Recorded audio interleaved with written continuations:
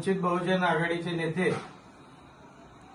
अरुणभाऊ वाघमारे यांनी आज आपल्या शिवसेनेच्या सगळ्या उमेदवाराला तालुक्यातल्या जिल्हा परिषदच्या 4 आणि पंचायत समितीच्या 8 अशा 12 उमेदवाराला आपल्याला पाठिंबा जाहीर केलेला आहे.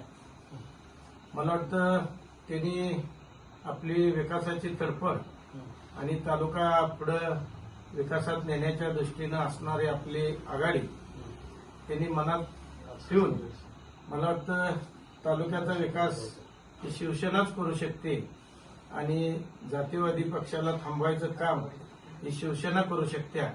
त्यामुळं आम्ही सगळ्या तालुक्यातल्या लोकांनी आज तुम्हाला पाठिंबा जाहीर केला असं त्यांनी सूचित केलं.